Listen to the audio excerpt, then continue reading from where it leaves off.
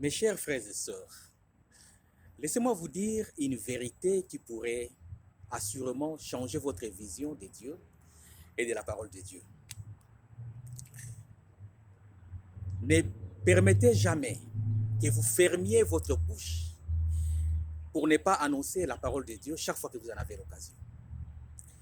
Parce que c'est une nécessité vitale, et pour vous, et pour ceux qui vous entendent.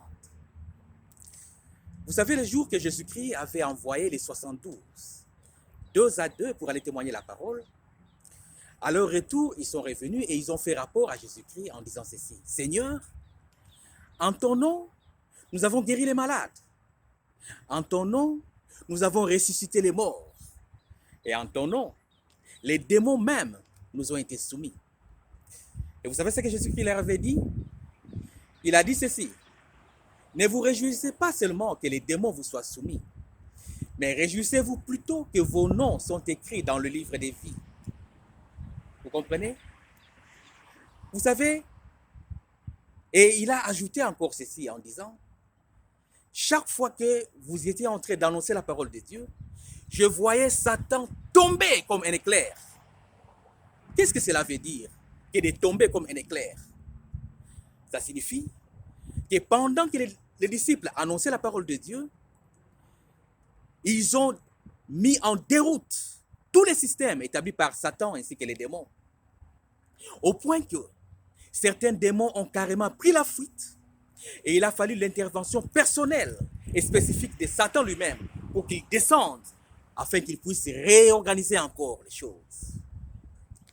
Mes frères et sœurs, chaque fois que vous ouvrez votre bouche pour annoncer la parole de Dieu aux gens, la délivrance que vous leur apportez, c'est du fil à retordre. C'est un travail double que vous donnez encore à Satan et à ses acolytes, afin qu'ils ne puissent revenir pour encore investir la vie de cette personne et l'assiéger comme un esclave. N'ayez pas honte de témoigner la parole de Dieu aux gens. C'est une nécessité vitale, et pour vous et pour ceux qui l'entendent. Si réellement Dieu est votre Père, vous ne devriez pas avoir honte de parler de votre papa. Vous ne devriez pas avoir honte. Que les gens se moquent ou pas, que les gens acceptent ou pas, ce n'est pas votre parole, c'est la parole de Dieu. Annoncez-la tout simplement. Annoncez-la. Vous savez, mon père physique, mon géniteur, celui qui m'a mis au monde, je n'avais jamais eu honte de les présenter aux gens. Qu'ils soient élancés ou courts, je disais aux miens: voici mon père, voici celui qui m'a mis au monde, celui même qui m'a donné la chance d'être vivant parmi vous aujourd'hui. Et vous savez quoi? Chaque fois qu'il était joyeux de moi, content de moi, il m'appelait affectueusement John pour me dire: mon fils, je suis très fier de toi. Vous comprenez? N'ayez pas honte de présenter votre papa aux gens. Dieu, c'est notre papa. Le salut, c'est un besoin pour les humains. Il y en a beaucoup qui ne sont pas encore sauvés.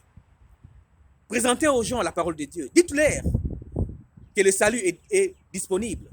Si vous confessez de votre bouche le Seigneur Jésus et que vous croyez dans votre cœur que Dieu l'a ressuscité des morts, vous serez sauvés. Dites-leur que Jésus-Christ reviendra. De la même manière qu'il était parti, il reviendra de la même manière. N'ayez pas honte de présenter Dieu aux gens. C'est une nécessité vitale. Présentez-les aux gens parce qu'ils ont besoin d'être ce que vous êtes aujourd'hui. Laissez-moi finir ces propos avec Ngouya. Parce que la moisson, elle est grande, mais il y a peu d'ouvriers. Présentez-vous à Dieu. Dites-moi, Seigneur, envoie-moi. Je me présente et envoie-moi. Ngouya makasi mayele manga. Napesi yango na misala na yo. Nayoki lokola onte ya butu. Lolaka lwa yo lozali kobelela. Ozali koluka nani otinda.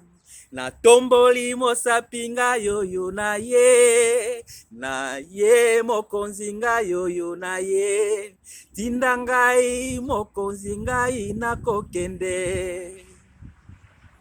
Me voici Seigneur et envoie-moi. Dites-le aussi pour vous-même. Dieu a besoin de vous, que vous ouvriez votre bouche et que vous témoignez la parole de délivrance à ceux qui veulent l'entendre.